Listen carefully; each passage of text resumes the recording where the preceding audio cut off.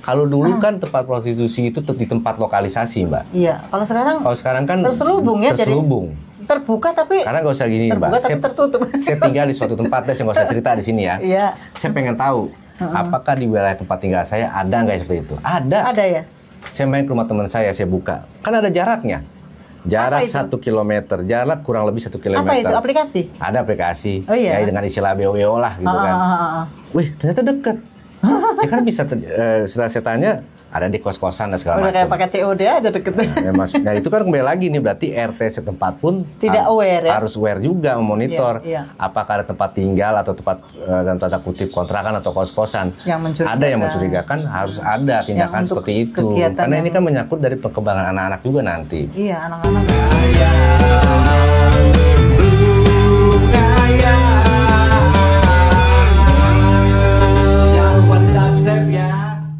Selamat datang kembali di Rumah Hayal. Mari kita menghayal. Berhayal lagi ya, berhayal untuk kebaikan. Betul, betul. Saya merasa didik anak itu buat saya itu berat. Karena memang anak-anak saya ini kan nggak ada bapak ya, nggak punya bapak. Mungkin gemuk kali, berat bagaimana digendong itu? Oh, bukan, ada salah ya. Itu salah satunya. Efek dari ibunya yang terlalu kebanyakan beban, mau ngatur anaknya bagaimana, anaknya santai-santai begini, akhirnya dia yang kegemukan kan, gitu kegedean. Iya. Nah, kayak gitu. Karena saya sebagai single mom, single parent, tanpa harusnya kan kalau dalam keluarga itu kan panutan itu kan seorang ayah ya. Mereka akan takut dengan suara menggelegar laki-laki. Kalau ibunya ngomong nyep, anak udah biasa. Tapi kalau bapaknya ngomong sekali, ibaratnya satu patah kata, kakak gitu aja dia udah takut, udah paham, oh bapak marah kayak gitu kan. Tapi karena saya nggak ada sosok ayah, sosok laki-laki dalam keluarga saya, anak saya itu paling santuy, Mas. Emaknya ngomong 10, dia ngomong 20. Ngejawab. Iya kan? Kita maunya ngajarin, dia yang nerangin. Kita yang balik diajarin. Padahal kan kalau zamannya tahun 7 tahun kecil masa kecil saya itu kan kita kan cuma satu arah. Orang tua ngomong A, ya kita A. Boro-boro berani ngelihat muka bapak kita gitu kan, bapaknya marah. Kalau lagi belajar aja udah diintip, udah kerak gitu pintu aja kita udah langsung. Anak sekarang kan cuek. Kakak belajar, adik belajar, tar dulu. Coba. Itu bagaimana supaya kesabaran orang tua itu terbentuk menghadapi anak-anak yang modelan Gen Z sekarang itu, yang dikit-dikit mental health itu loh, Mas. Tapi sebetulnya sih dulu kita bukan begitu juga ya? Enggak. Makanya zaman dulu kita itu santai, maksudnya takut tapi nggak terlalu terbebani gitu ya. Jadi kayak orang tua ngomong apa ya udah kita dengerin aja gitu. Tapi kalau anak sekarang itu kan mikiran. Dikit-dikit mikir, iya betul baperan. Jadi dikit-dikit dipikirin. Makanya saya kadang-kadang bingung ya gimana. Saya tuh merasa gagal. Aku tuh apa gagal ya jadi ibu ya? Karena kan memang mendidik anak itu ya, menurut saya kan harus fokus nih. Sementara kan aku sendiri harus kerja. Terus kadang-kadang anak kalau nggak diawasi dia semau gue. Nggak ada ibu ini. Tapi kalau zamannya kecil nih, oh ibu saya ini mau pulang jam sekian nih, aku udah beres-beres rumah tuh, semuanya dicuci, nggak ada ibaratnya gelas satu begini, semua harus ketutup, harus tengkurap lah ya, udah bersih gitu kan. Kalau zaman dulu air itu aku nyari air tuh 4 turun ke bawah, Mas, ke sumber air. Wah iya, bawa ember, sehat banget tuh kecil tuh, bawa ember, nenteng-nenteng cari sayur ke sawah, itu asik banget, seru banget. Kalau anak sekarang itu main handphone aja. Asik pasti kampungnya dulu ya, asik banget ya. Asik banget tuh zaman tahun 70-an. Kalau pokoknya berarti beda sama yang foto yang pernah dikasih lihat tuh, yang kampungnya. Kan kalau sekarang kan udah rapet tuh. Oh itu kalau zaman dulu itu belum ada listrik. Belum ada pam masuk. Jadi kita kalau itu nyari ke sumber air sini kering, nyari ke sumber air yang sebelah sono jauh ke kuburan. Atau mungkin ngaruh juga faktor handphone ya. Sangat karena mempengaruhi. Mungkin kebanyakan kan ibu-ibu juga kan suka males ya, mungkin ngomel terus ya. Iya. Akhirnya ya sudah dari gitu kecil kan. Dikasih handphone anaknya, mungkin itu juga ngaruh. Jadi solusinya itu ngasih solusinya ke anak itu menurut saya itu salah gitu loh. Tapi gimana caranya supaya si anak ini tidak terlalu fokus ke handphone? Ini saya belum menemukan jawaban ini, karena karena masih berat banget gitu loh, masih tetap aja ibaratnya sekian persennya itu masih banyak ke handphonenya gitu loh. Saya kok pernah ada temen ya, jadi teman saya tuh perempuan apa namanya, dia pernah dititipkan anak tuh anak sepupunya, karena kan papanya kerja pelayaran gitu kan.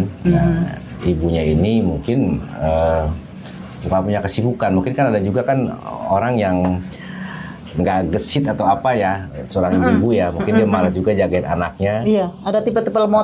Dan bukan, dan dia kebetulan memang lagi hamil, jadi kan dia mungkin capek kali ya untuk lebih kalem namanya menjaga anaknya ya. Nah, anak itu memang dari kecil tuh dikasih handphone nih. Ini anaknya belum 5 tahun nih. Saya lupa umur berapa, 3 atau 3 tahun kalau nggak salah. Nah, jadi kalau nggak ada handphone tuh nangis gitu. Dan dititipkan sengaja tidak dikasih handphone memang, karena kan handphonenya tinggal di rumah ya. Nah, itu memang ada kesulitan itu saat jaganya anak. Ya, anak juga harus menyesuaikan diri ya. Itu susah untuk beradaptasi itu dengan situasi. Merubah kebiasaan. Kebiasaan dia biasa main handphone. Punya kesulitan, uring-uringan dan lain sebagainya. Tiba-tiba suruh main lebih bawel biasanya. Tiba-tiba suruh main congklak, dikasih congklak nih mainan. Ini mainan mak zaman dulu nih. Main gitu udah anteng. Main karet. Betul, benar.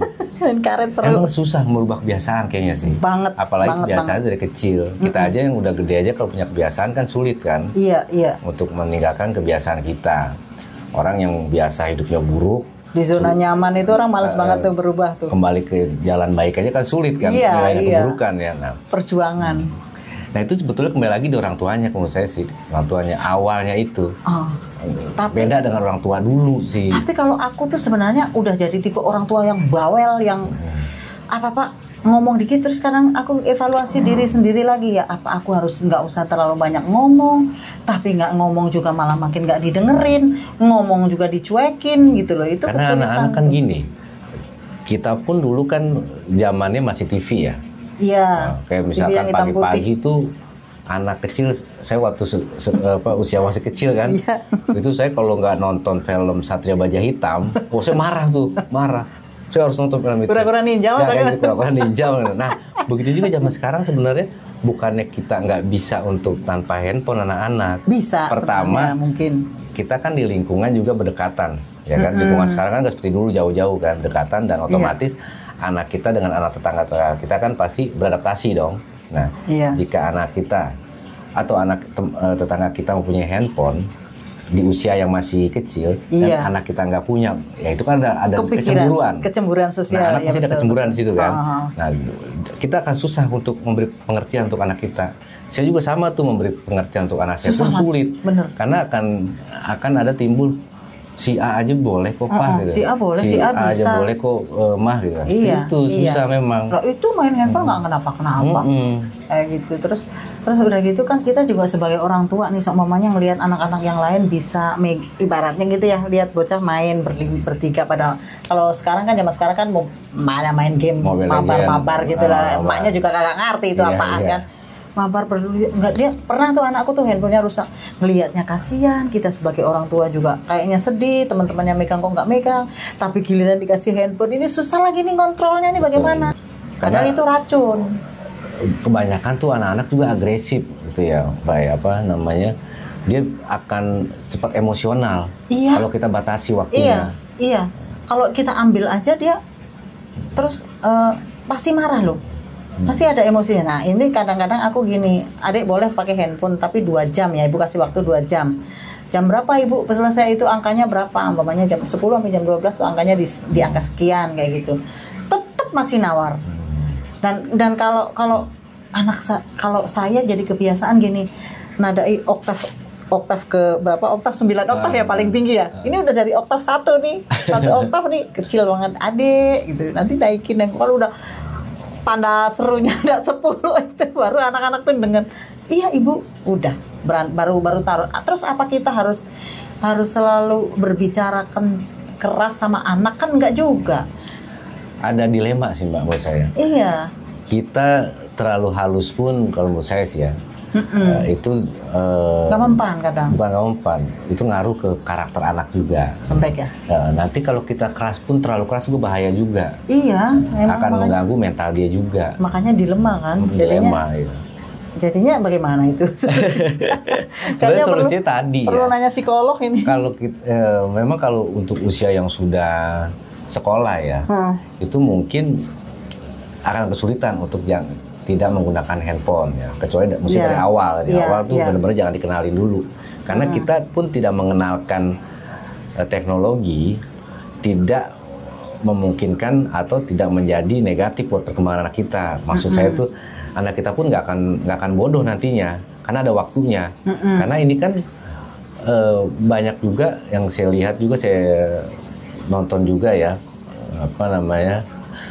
di negara-negara Amerika, negara-negara Eropa sana, justru Cina. Malah mereka melarang Cina bagus banget anak-anaknya untuk menggunakan handphone. Betul. Anak sekolah yang udah mungkin di sini level SMP kali ya, itu belum menggunakan handphone loh di sana loh, dilarang. Emang nggak boleh. Dilarang. Jadi handphone ada. Mereka kan padahal yang penciptanya kan orang-orang sana yang otaknya lebih pintar orang sana. Tapi mendidik anak itu gila keren banget gitu loh. Kayak lihat-lihat. Ya mereka kan menciptakan sesuatu kan market, Pak. Market nih, ini orang luar, orang Jepang juga sama menciptakan mobil kan market, buat market mereka, buat ekonomi mereka. Mereka memproduksi, kita lari sebentar ke teknologi deh, ke motor dan mobil. Akan tetapi yang banyak menggunakan motor dan mobil siapa? Kita bisa nonton juga di YouTube juga ada. Mereka kan tempatnya sepi. Pakai kereta mereka. Bahkan saya juga ada ya tenaga kerja di Korea ya, kenalan tuh, mereka kerja di sana di pabrik di Korea tuh. Mereka kalau lagi kirim-kirim video ke saya tuh sepi, Pak. Mereka pakai transportasi umum. Karena memang negara mereka memang sengaja untuk membatasi penggunaan emisi kali ya, kendaraan pribadi. Iya. Ya karena kotanya kecil. Saya juga pernah sempat juga kenal lewat media sosial dulu orang Rusia, Pak. Iya. Mereka berpatokan kalau orang yang udah punya kendaraan dianggapnya di sana kaya gitu kan. Karena mereka benar-benar membatasi kendaraan pribadi negara sana. Iya. Kayak saya kan pernah tinggal juga. Ini jadi kita melenceng juga ya dari kan pernah tinggal di Hong Kong ya. Yang namanya Hong Kong itu kedisiplinannya itu tinggi banget. Dan memang si orang ini punya mobil, tapi paling jarang pakai mobil. Karena mereka kemana-mana pakai kereta dan naik kereta itu nyaman sekali, Mas. Aku aja sebagai orang Indonesia di sini nih, di Indonesia di Jakarta, nggak berani naik kereta, bingung. Tapi kalau di luar negeri, bawa modal saya cuma map doang nih, jalan kemana udah gampang banget gitu, nggak bikin lebih sehat berarti kan, dan nggak membuat bingung karena kita jalan kaki kan kemana-mana. Dan orang Hong Kong tuh nggak ada yang jalannya pelan, nggak ada yang mau ke Circle K gitu naik motor tuh nggak ada, jalan kaki semua, nggak nenek-nenek. Kalau di sini kan Mbak tahu sendiri, kita ke warung aja katakan mau beli rokok, beli makanan lah, pakai motor kan. Apa jiwa kita jiwa pemalas apa gimana ya? Nah itu kayaknya di kita nih semuanya ini rata-rata mayoritas. Bahkan saya pun juga akhirnya menjadi malas ya kan, karena teknologi, karena perkembangan zaman, nular. Jadi kayak pemainnya lihat orang naik motor, kita kan, jalan kaki kayaknya kita merasa kecil gitu ya. Waktu kita sekolah dulu lah, walaupun sekolahan jauh kita jalan kaki. Jalan kaki 4 kilo saya. Kita mau pergi ya dari jauh lah berapa kilo-kilo kita jalan kaki juga. Iya. Iya, kebiasaan jalan kaki, makanya kesehatanku kan sama umur segitu masih bagus. Masih bagus karena pernah sempat jalan kaki dulu lama ya. Pokoknya setiap hari itu 8 kilo. 8 kilo emang jago kalau jalan sampai kakinya keras. Tapi emang susah juga ya, Mbak ya. Mungkin di sana tuh pertama iklim juga kali ya. Iklim juga di sana kan adem ya. Di Hong Kong maksudnya apa? Ya di luar negeri lah. Iya. Udaranya lebih bersih. Panas ya kan. Udaranya lebih bersih karena tapi disclaimer juga, saya salah juga pendapat ya. Singapura juga kan panas. Oh nggak tahu. Tapi mereka bisa. Tapi orangnya putih-putih ya, karena bukan masalah putih-putih. Mereka tetap disiplin menggunakan alat transportasi. Orang Singapura lebih disiplin lagi. Lihat orang-orang Hong Kong. Orang Hong Kong itu dia tidak mau, karena kan mengeluarkan kendaraan itu parkirnya mahal, terus jalanan itu terlalu sempit sih menurut aku, Mas. Kebanyakan orang jalan. Benar. Kalau lihat di karena mereka YouTube gini ya, Mbak ya. Kalau saya lihat juga ya di beberapa negara maju udah seperti Belanda gue sama lah. Mereka dipaksa, Pak. Belanda naik sepeda. Iya dipaksa, maksud saya dipaksa untuk aturan ya. Masyarakat seperti itu mereka ciptakan. Makanya mau tidak mau Ya mungkin berat awalnya mereka mungkin ya waktu awalnya ya, tapi mereka akhirnya mau tidak mau disiplin hidupnya. Di Belanda kayaknya jarang angkutan umum deh Mas. Orang pada jalan kaki.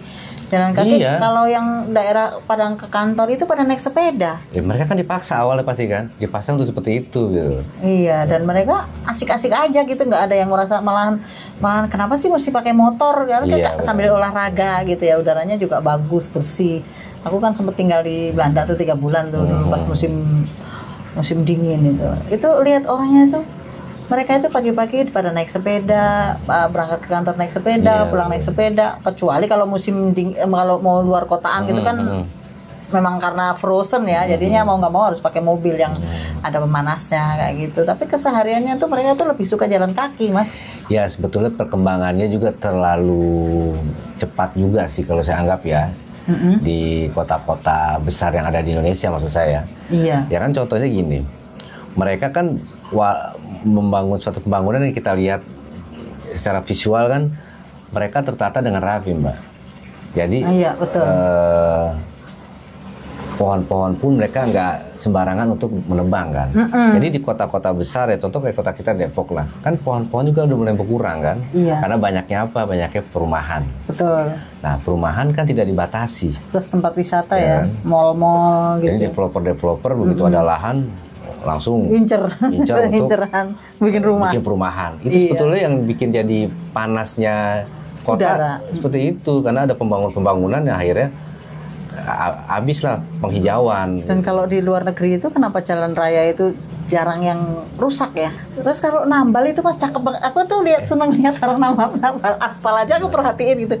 Itu bisa rapi. Pasti ada konten juga tuh di taman. Jadi ngomongin jalanan. Nggak apa-apa, maksudnya dikasih taman kan, taman kota kan ya. Iya. Ada di situ kalau nggak salah tempat buat main futsal. Dikasih juga tuh dari pemerintah nih. Dulu mungkin awalnya bagus, saya belum pas waktu jadi saya nggak ke situ. Nah pas saya ke sana iseng tuh lagi main sama saudara, ya itulah sampai jaring-jaringnya pun udah bolong. Oh, nggak terawat. Itu berarti kan manusianya, SDM-nya. Iya, nggak terawat. SDM-nya tidak bisa menjaga fasilitas. Iseng. Halte-halte aja juga dirusaki. Orang pada iseng. Iseng tangannya. Emang apa ya begitu ya? Apa kreatif apa iseng apa bedanya? Karakter orangnya harus dirubah, masyarakat kita menghargai karya. Betul. Itu kan karya orang lain ya. Bukan karya orang lain, itu kan buat fasilitas kita semua. Iya. Kita nggak ada buat anak-anak kita, keturunan kita supaya harusnya kita rawat, kita jaga. Dan cerminan negara juga, negara jadi bersih. Betul. Ya tapi karena orangnya suka iseng. Nah sekarang jalan tol aja itunya apa yang jalan tol itu Mas, yang jalan layang itu kan bawahnya itu kan pada pakai plat itu ya. Plat aja bisa dicuri. Iya, pada iseng semua emang orangnya. Oh, terus mau bagaimana itu? Kapan majunya, coba kan? Sulit, sama aja kita membangun suatu anak kan, itu kan nggak mudah, Pak. Kembali lagi ke anak, itu nggak mudah. Betul. Kita tantangan. Mungkin di dalam keluarga bisa nih membuat karakter anak kita jadi baik, tapi di luar lingkungan rumah kita nggak punya kuasa untuk mengelola, memanage karakter anak kita. Contohnya misalkan begitu dia keluar dari rumah kita, di lingkungan tempat tinggal misalkan dia bermain, kita nggak bisa tuh mengontrol sampai karena mereka pun nggak bisa untuk terlalu dikontrol kan. Dia juga bukan binatang kan, dia apalagi mereka sudah sampai di sekolahan nanti. Mereka akan bercampur dengan teman-teman yang lain. Akan merubah lagi karakter mereka. Iya, dengan macam-macam ini yang mana yang dia pilih ini. Kita aja sebenarnya hidup ini karena lingkungan, Mbak. Mbak bisa seperti ini mungkin karena pengaruh lingkungan dulunya. Misalkan Mbak pernah berhasil dulu kan Mbak cerita tuh, karena lingkungan yang menciptakan. Berhasil sekarang gagal. Akhirnya bukan gagal, merintis kembali gitu kan. Iya. Kayak saya nih, dari bawah ke atas, ada lagi di bawah, dan kembali lagi untuk melangkah lagi sekarang. Itu kan sebetulnya lingkungan yang membentuk kita. Iya. Dan lingkungan juga yang menciptakan pola pikir kita, Pak. Kalau menurut saya seperti itu. Makanya kenapa orang-orang yang mungkin mempunyai finansial bagus misalkan, dia rela tuh menyekolahkan anaknya sampai 100 juta uang pangkalnya. Tahu kan ya kayak gitu sekolah-sekolah internasional lah, bahkan bisa 200 juta segala macam gitu. Karena mereka pengen menciptakan anaknya berkarakter yang baik. Karena baik di rumah belum tentu baik di sekolahan itu. Karena akan mempengaruhi. Nah, contoh saya baik di rumah dulu di sekolah nih. Begitu saya sekolah, Nakal. Kan nakal, karena nakalnya apa? Ngikut temen. Iya, kalau saya nggak nakal, pasti saya dikucilkan sama teman-teman. Iya, masih usia-usia segitu masih jiwa-jiwa labil ya. Jadi apa yang dia hari ini dia ketemu apa ya hari ini dia ngikut kayak gitu kan. Makanya ada istilah kan, bermain sama tukang minyak wangi, kita akan wangi kayak gitu kan. Ya gitu kan. Ya maksudnya itu kalau saya dengan siapa kita bergaul, ya saya akan membentuk karakter saya sesuai lingkungan saya bermain. Iya, gitu. Makanya kan ada emang agak sulit gitu. Ada istilah juga kalau ingin kaya bergaulah dengan orang-orang kaya. Betul. Kalau mau bener ya bergaulah dengan tapi orang-orang itu betul, saya setuju itu. Iya. Akan tapi kita juga tidak melupakan orang-orang yang di bawah kita. Tetap kita juga care juga sama mereka. Tapi untuk membentuk kita supaya kita cerdas kan kita harus bermain sama orang yang pintar, sama orang-orang yang kaya supaya kita pengaruh ketularan frekuensinya kan. Iya betul. Gitu kan ngaruh. Katanya frekuensinya harus stabil ya. Kalau kita udah miskin, kita gaulnya sama orang, ya maaf ya, bukan artinya mengecilkan siapapun, tapi maksudnya kita untuk naik level itu akan sulit banget. Ibaratnya mau bangun itu susah gitu loh, membangun sesuatu yang baru itu tidak segampang yang sudah di atas. Betul. Yang apalagi kalau kayak saya ini ya kaum mending lah. Kalau mau beli apa aja deh, mending yang ini aja deh, yang ini mahal kan kayak gitu. Semuanya masih serba dipikirin supaya sesuai dengan isi kantong kayak gitu kan. Jadi aku pengen naik level nih. Aku sebenarnya kadang-kadang ada rasa minder juga ini kalau umpamanya aku gaul sama orang yang lebih tinggi. Tapi kan itu harus untuk menambah wawasan. Betul. Kalau aku masih tetap di posisi aku di sini, ya aku tidak berkembang, Mas. Aku tidak. Ya contoh kayak tadi Mbak ceritakan, Mbak pernah stay di Hong Kong, stay di Belanda, kan menambah wawasan kan. Iya, jadi pinter. Mbak kenal budaya-budaya mereka. Betul. Budaya itu kan bukan berarti budaya pakaian, kan nggak semuanya, budaya karakter juga kan ada, Mbak. Mereka bisa lebih disiplin. Cara berjalan aja kan itu karakter. Iya, mereka bicaranya seperti apa budayanya itu kan jadi buat stimulus juga kan, supaya kita mencontoh budaya yang lebih baik. Kalau di Hong Kong tuh nggak kayak di Indonesia, yang artis yang baru terkenal itu kan biasanya kemana-mana pakai masker gitu ya. Kalau di Hong Kong itu artis sebesar Jackie Chan, sebesar siapa namanya yang Jackie Chan sama siapa lagi? Stephen Chow. Yeah. Itu biasa Mas jalan-jalan di taman dan orang itu tidak norak, wah mau Pak foto bareng, nggak ada. Ya udah nyapa aja, selamat pagi, sudah lewat. Paling paparazzi biasanya mereka foto-foto. Jarang. Kalau kecuali kalau event. Walaupun saya sering ngurus anak-anak di imigrasi gitu ya, itu sering ketemu artis itu nggak ada yang negor tuh, cuek aja. Waktu itu nggak jadi itu aja, jadi artis Hong Kong gitu kan. Iya. Bahasanya susah. Berteman sama itu apa namanya, Veronica Yip zaman dulu tuh apa tuh Veronica. Lautakwa. Andy Lau. Ya itu sih Pak, kalau tadi pertanyaan itu tuh kembali lagi tuh teman-teman, menurut saya sih memang itu ekstra sabar terus juga ekstra waktu, ekstra tenaga, karena kembalinya anak dari lingkungan bermainnya, kembalinya anak dari lingkungan sekolahnya, kita harus tangamin lagi tuh yang kita inginkan. Apa yang dia dapat ya, apa yang dia dapat dari luar. Makanya itu sebenarnya komunikasi harus terbuka, Pak. Menurut saya. Kalau anak-anak udah terbuka sama kita, itu mudah sebetulnya untuk ngawasinnya. Contohnya misalkan ada temennya minimal pergaulannya punya karakter bagaimana, dia melakukan apa di luar, dia kan cerita sama kita. Kita mudah untuk membenarkannya. Tapi kalau mereka tertutup itu lebih sulit.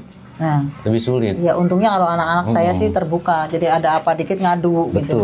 Yang tadi kan begini Ibu, ya aku lebih suka begitu sih Mas daripada kita nanya ini bocah diam aja, ditanya nggak jawab, kita kan nggak tahu dia lagi menghadapi apa. Katakanlah dia sudah mulai mengenal lawan jenis. Di situ kan pasti kan zaman sekarang lebih cepat ya, ada handphone juga, media sosial, dia akan lebih cepat menyerap informasi tentang seksual. Betul. Nah, kalau dia terbuka, kita kan bisa ngarahinnya tuh. Iya. Memang itu kamu udah benar, kamu menyukai perempuan, laki-laki. Kamu sudah benar. Kita harus bilang gitu, Bang. Udah benar kamu perempuan menyukai ada hasrat sama laki-laki tapi belum waktunya ya. Dan nggak apa-apa kita jelasin tuh. Menurut saya sih kayak seks juga nggak boleh anggap tabu, Mbak. Kalau sudah pubar lagi. Iya, sudah pubar nanti. Udah waktunya ya. Sudah pubar. Karena apa? Boleh dibahas itu. Zaman sekarang kan pacarannya tuh berbeda, Mbak. Iya. Mungkin waktu anak-anak sekarang nih, Mbak juga ada yang anak kecil kan ya, masih SD ya. Mungkin Mbak masih ringan ngajarin ya, paling kenakalan kata-kata, agak kasar atau mungkin perilaku dia ngelawan sama Mbak Ana ya kan. Tapi jika sudah puber nanti, itu ada lagi tuh PR-nya lagi tuh, lebih sulit tuh.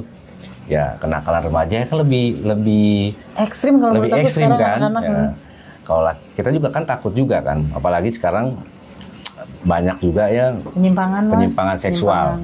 Nah, untuk laki-laki juga kita harus ekstra tuh. Jika dia selalu berteman sama laki-laki juga, kita harus tahu tuh temannya laki-laki itu seperti apa karakternya. Kalau dia agak ngonde dikit, nah kita harus khawatir itu kan.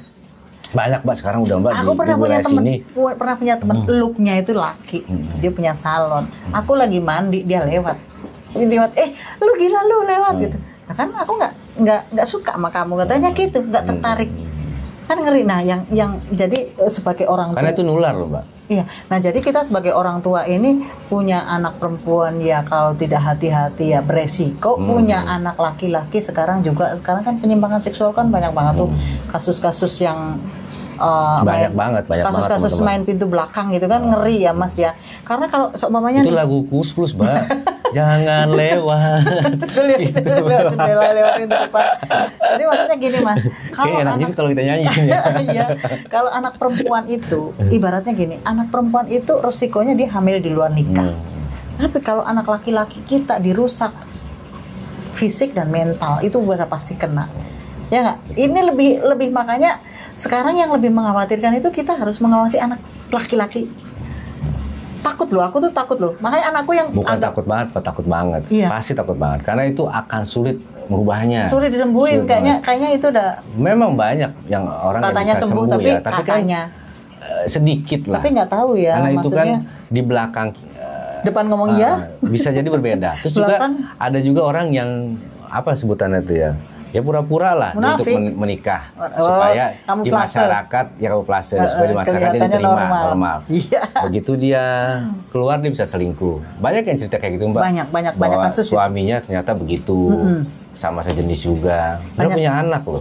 Kalau selingkuh sama. Makanya kayak ada kasus-kasus nih untuk orang-orang yang misalkan tanda kutip melecehkan anak-anak nih, anak-anak laki disodomi misalkan sama orang dewasa. Nah itu yang menakutkan. Itu sebetulnya tuh harus dihukum berat kalau menurut saya. Harusnya dikebiri sih anak kalau kecil gitu. Itu karena orang yang melakukannya itu biasanya korban dari kejadian seperti itu juga waktu kecilnya. Iya. Jadi dia mungkin kayak dendam. Aku dulu digituin, kalau gituin gimana rasanya kayak gitu. Kalau saya waktu itu pernah ngobrol sama orang yang korban ada di fakultas psikiater apa gitu ya. Banyak kan mereka korban yang dendam Mbak.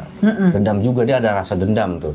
Jadi dia ingin jadi laki-laki, tapi dia melecehkan anak-anak laki-laki juga gitu. Iya ya kayak zaman dulu robot gedek itu yang anaknya korban. Robot gedek gini-gini loh. Mungkin gedek-gedek kali dia ya kalau nggak tahu juga. Aku juga lupa mukanya itu robot gedek itu yang berapa anak sih itu dulu kasus tuh. Tapi kan habis dilecehkan si anak itu kan Mas. Iya saya lupa itu. Dia ada kejadian kayak gitu. Itu kan serem banget ya. Nah kalau sekarang penyimpangan seksual itu cowok-cowok yang six pack yang gagah-gagah. Ternyata dia orientasinya lain. Betul. Kan. Kalau tahun 90-an tuh Mbak, itu memang lebih khawatirkannya orang tua tuh dengan narkoba. Kayak 90-an tuh narkoba tuh bahaya karena terlalu bebas. Iya. Terlalu bebas. Tapi kalau masa sekarang memang narkoba sudah dapat diatasi ya. Karena narkoba itu nggak bisa dihilangkan, Mbak. Nggak bisa. Itu kayak gunung es dia. Kalau saya pernah dulu baca tuh waktu masih kuliah tuh buku Dadang Hawari gitu kan. Itu memang kayak gunung es tuh. Filosofinya dia tuh, konsepnya. Nggak akan bisa hilang itu narkoba. Sama kayak pelacuran nggak akan bisa hilang. Tapi kan bisa berkurang sekarang kan. Karena pertama orang juga takut di penjara. Kebebasan seksual sekarang yang dikhawatirkan. Kalau menurut saya enggak, kebebasan seksual yang dikhawatirkan bukan hak asasi. Lebih mudah anak-anak untuk melakukan pelampiasannya pada usia apa yang mereka tiru pada usia masih dini. Apa penasaran, apa karena bukan penasaran. Kalau dulu nih, coba mikir flashback deh. Dulu itu sulit. Pertama dari segi finansial sulit. Nggak mudah orang untuk hotel anak-anak. Iya, mikir ya. Kalau sekarang kan ada apartemen. Iya, murah. Kalau dulu kan hotel short kan time, pasti bayarnya mahal kan. Beda harga. Pacaran pun paling kita datang ke rumah pacar kita. Untuk laki-laki ya, pacar. Paling pegang tangan. Paling ini banget senak-nakalnya dulu anak yang usia SMP SMA itu paling ciuman. Iya, pegangan tangannya ciuman paling. Bapaknya suara itu udah seneng banget tuh. Seneng banget tuh. Gitu pulang udah bahagia banget tuh kan. Iya kan. Kalau saya mah. Tapi kalau sekarang dengar suara motornya aja bahagia. Lihat mukanya enggak. Maksudnya mayoritas kehidupan di kota nih. Iya. Kan waktu Mbak kan di kampung ya, pas sekolah.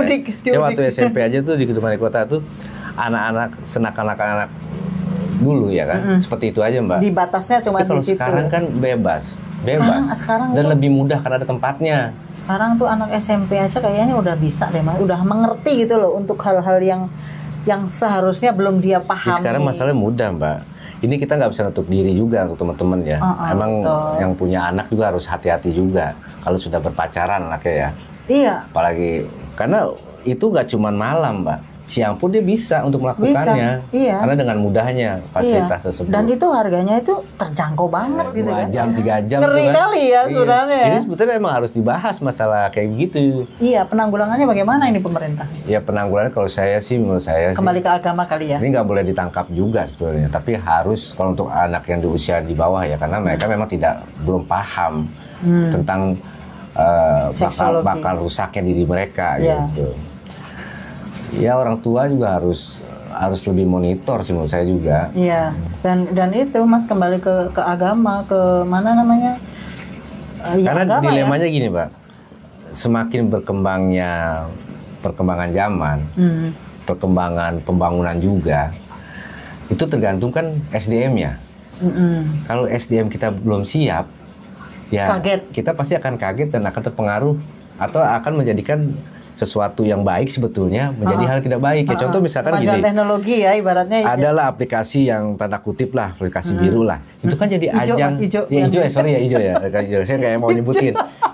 Itu kan di luar sana, yang di negara asalnya itu digunakan untuk seperti kita chat-chat biasa aja aplikasi untuk komunikasi. Di sini buat jualan. Tapi di sini buat jualan. Dan itu begitu kita buka itu semua isinya gitu semua. Pernah beli belum? Belum pernah beli sih. Nawar-nawar udah. Kepoin udah pernah tahu ya. Harus tahu. Karena kan saya kan iseng nih orangnya nih ya. Kadang istri saya juga tahu tuh suka kepoin. Tapi saya suka iseng aja. Tapi kalau saya terusin nanti yang orang yang itu marah. Oh ternyata dia nih gitu ya.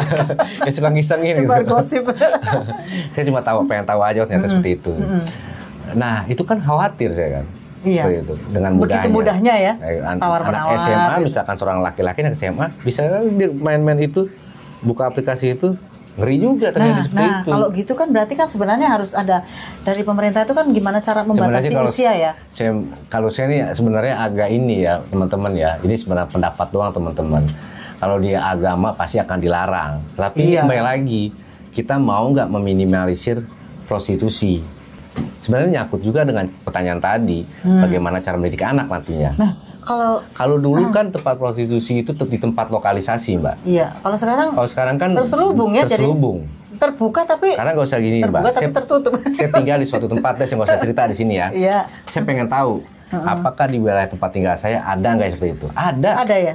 Saya main ke rumah teman saya buka. Kan ada jaraknya. Jarak 1 kilometer, jarak kurang lebih 1 kilometer. Apa itu? Aplikasi? Ada aplikasi. Oh iya. Ya dengan istilah BO lah gitu kan. Wih, ternyata deket. Ya kan bisa setelah saya tanya ada di kos-kosan dan segala macam. Kayak pakai COD aja deket. Nah itu kan kembali lagi nih berarti RT setempat pun tidak aware ya. Harus aware juga memonitor apakah ada tempat tinggal atau tempat dalam tanda kutip kontrakan atau kos-kosan. Ada yang mencurigakan, harus ada tindakan seperti itu. Karena ini kan menyangkut dari perkembangan anak-anak juga nanti. Iya, anak-anak dan bukan cuma orang-orang yang udah dewasa yang datang ke situ, bisa jadi anak pengen mencoba kan. Nih, di Hong Kong itu kan ada tabloid apa sih yang luar negeri yang gambar yang punya Trump itu apa sih? Playboy. Playboy itu kan gambarnya kan perempuan-perempuan telanjang, seksi kayak gitu ya. Di Hong Kong itu dijual di pinggir jalan bebas.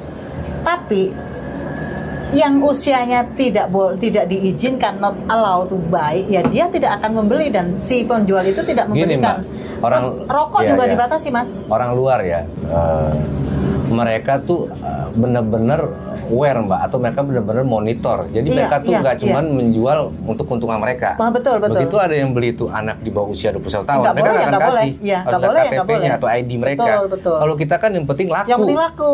Warung kelontong, gitu ya. ada anak kecil. Saya pernah ngeliat, sering dulu mah lihat tuh. Rokok ibaratnya. Apalagi waktu saya usaha tuh, saya sering mondar-mandir ke warung. Itu ada anak kecil, mungkin SD lah itulah. Beli rokok bisa dikasih. Iya.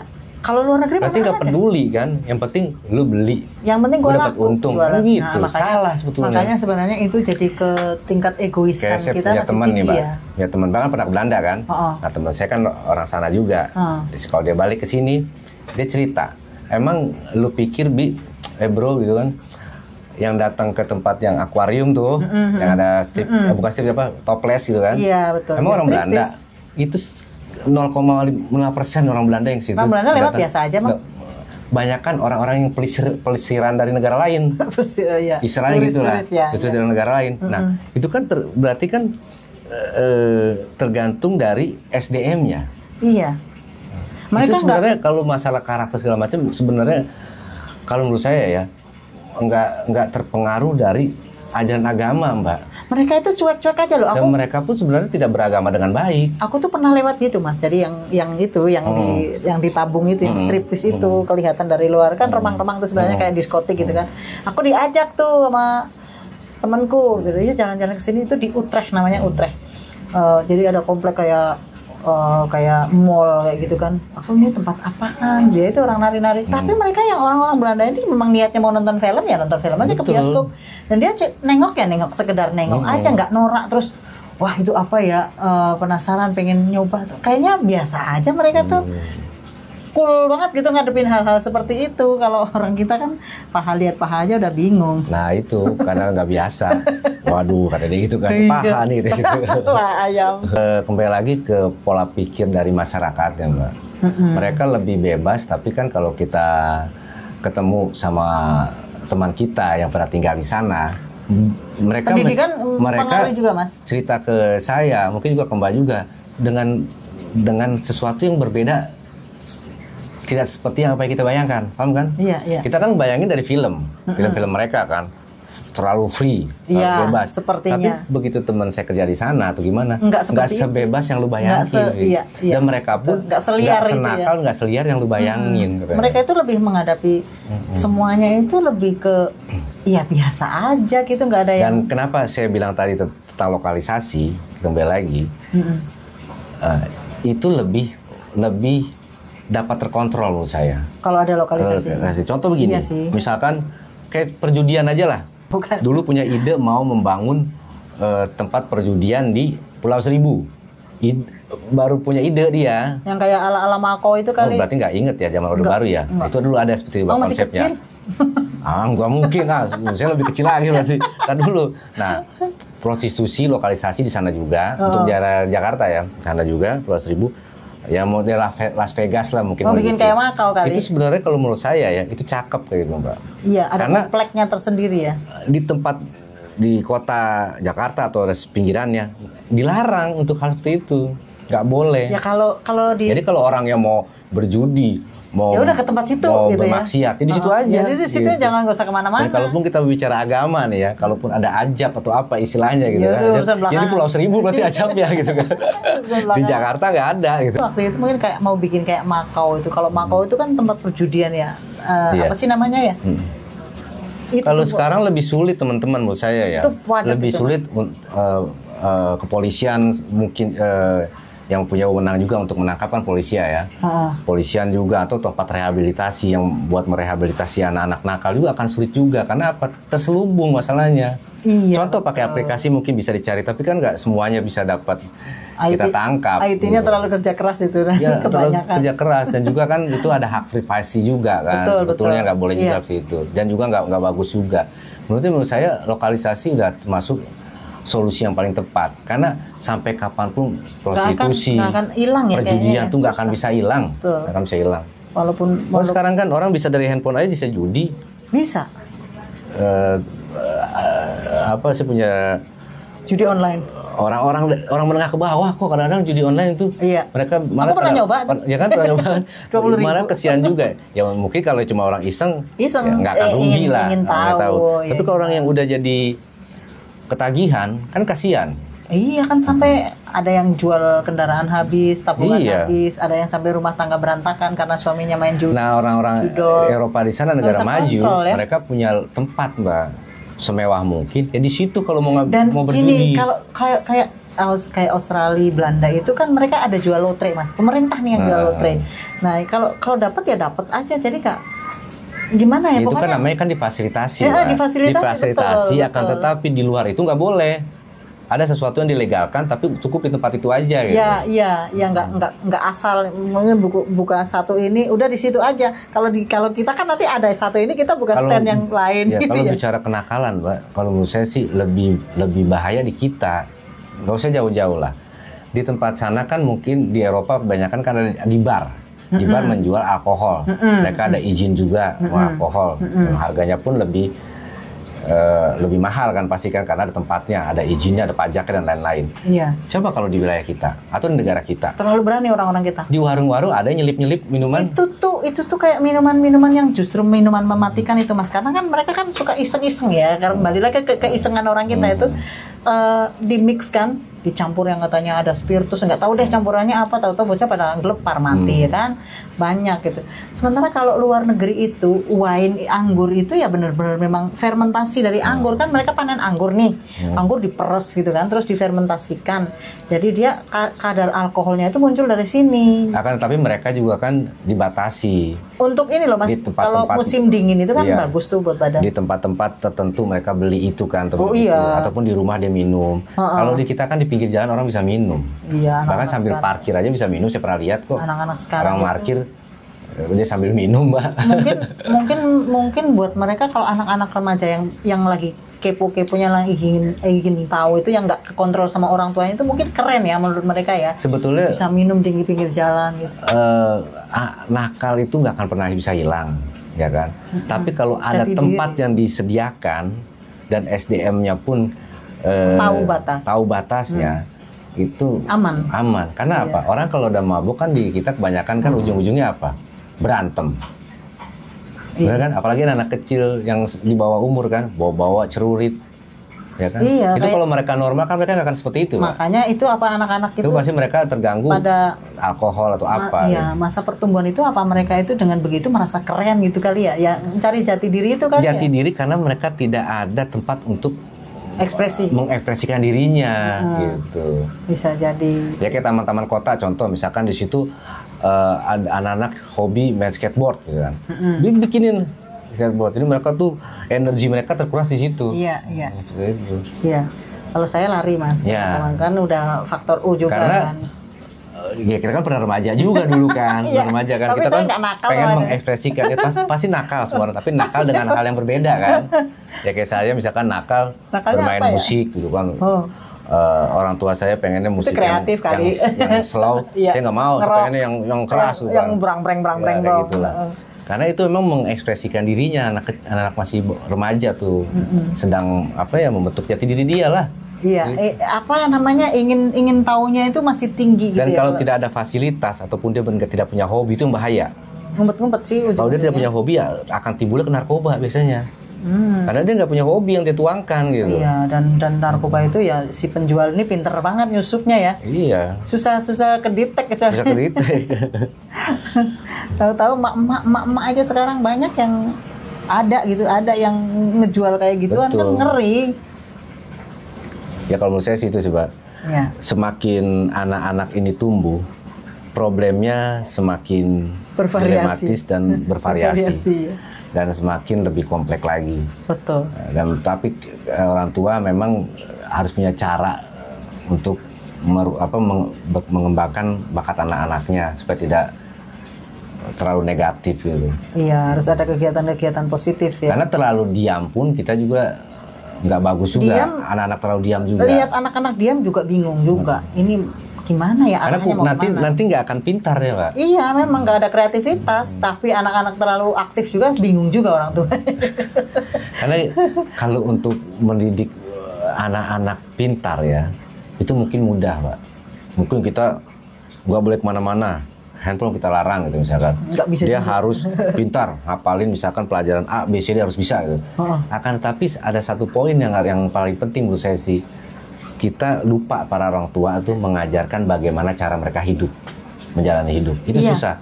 Karena orang pintar belum menjamin orang bisa menjalani hidup dengan baik. Iya, rata-rata orang tua itu menekankan pada nilai ya, nilai hampir semua itu nilai pelajaran ya. Kita kalau mbak perempuan, ibu-ibu tuh biasanya tuh suka ngumpul tuh di sekolahan ya. Kalau saya kan laki-laki ya nggak pernah lah. Paling ngambil rapot aja saya kan. Biasanya ngerumpi mereka tuh. Dan mereka bangga dengan, oh nilai anak saya sekian. Tapi mereka lupa bagaimana cara mengajarkan anak cara hidup. Bertahan hidup yang paling penting. Karena banyak juga dari lingkungan keluarga, ada di lingkungan keluarga saya juga, ada di teman saya juga, yang pintar-pintar karena mereka terlalu diam, terlalu terlalu pintar di ilmu akademik doang gitu kan. Akhirnya mereka tidak tahu cara untuk mencari duit. Cara hidup itu cara hidup itu kan cara mencari duit kalau sekarang kan, cari uang kan. Iya, istilahnya dunia kerja lah ya, di dunia kerja. Ya dunia kerja mau dunia dagang sama lah, mencari uang lah intinya. Karena tidak ada diajarkan hal seperti itu, akhirnya mereka begitu lulus dan mereka bingung mau ngapain, padahal di sekolah pinter.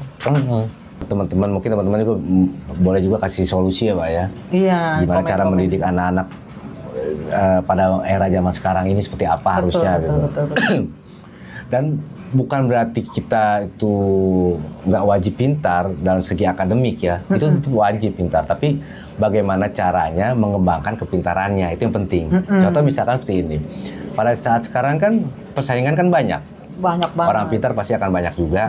Nah begitu anak-anak mulai meng-apply pekerjaan, lowongan kerja biasanya kan. Kelihatan nah, itu kan banyak saingannya tuh. Nah, jika dia tidak hoki ataupun belum rezekinya untuk mendapat pekerjaan, nah bagaimana cara mereka bertahan hidup? Iya. Tidak menyulitkan orang tuanya gitu.